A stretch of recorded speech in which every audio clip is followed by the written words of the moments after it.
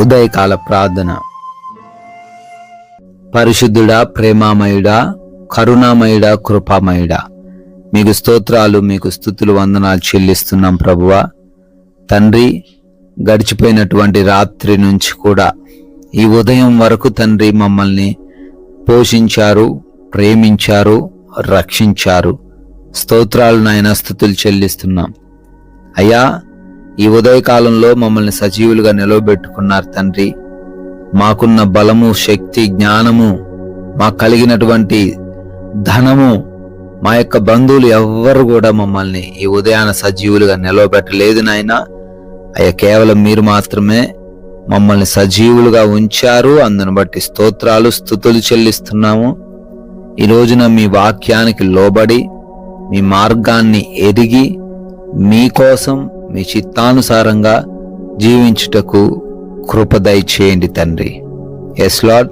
బుద్ధిహీనుని నోరు వానికి నాశనము తెచ్చును, వాని పెదవులు వాని ప్రాణమునకు ఊరి తెచ్చును అని సామెతల గ్రంథం 17వ అధ్యాయము 7వ వచనం ద్వారా ఆయన చాలా సుస్పష్టంగా సెలవిస్తున్నారు తండ్రి. అవునయ్యా, ఎవ్వరు కూడా బుద్ధిహీనుల వలె ఉండకూడదు నాయన.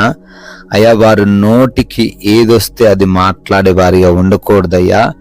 కోపం వలనో మరే ఇతర కారణాల వలనో వారి నోటి ద్వారా తండ్రి వారు పాపం చేయకుండా, వారి నోటి ద్వారా వారు అబద్ధాలు, కొండెపు మాటలు, చెడు మాటలు, ఇంకొకరిని నిందించే మాటలు పలకకుండా, వారి ప్రాణానికి హాని వారు కలగ చేసుకొనకుండా జాగ్రత్తగా మాట్లాడుతూ తన ప్రాణాన్ని కాపాడుకోవడానికి సహాయము దయచేయమని, ఏ సమస్యల్లో వారు ఇరుక్కొనకుండా మాటల ద్వారా వారికి తెలివిని దయచేయమని, మీరే ప్రతి బిడ్డను కూడా నడిపించమని, మీ యొక్క వాక్కును వారి నోట ఉంచమని బ్రతిమాలుకుంటున్నాం ప్రభువా.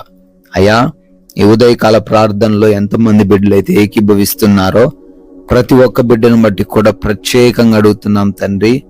అయా నాయన, ఏ సమస్యతో వారు మీ ముందుకు వచ్చారో, ఏ ఆలోచనతో ఈ రోజును ప్రారంభిస్తున్నారో, ఏ ప్రణాళికలు కలిగి ఈ రోజున తండ్రి వారు ముందుకు సాగాలి అని అనుకుంటున్నారో, అయా సమస్తం ఎరిగిన వాడువు, మీకు తెలుసు నాయన. వాటన్నిటిలో మీ చిత్తాన్ని నెరవేర్చండి, వారికి సహాయం దయచేయండి నాయన. అయా, ఈ రోజున చేస్తున్న పనులను బట్టి అడుగుతున్నాము. చేస్తున్న ఉద్యోగ, వ్యాపార, పరిచర్యలు, చేతి పనులు, అన్ని విషయాల్లో తండ్రి మీ దీవెనలను దయచేయండి. ఎవరు ఏ సమస్యను, ఏ ఇబ్బందిని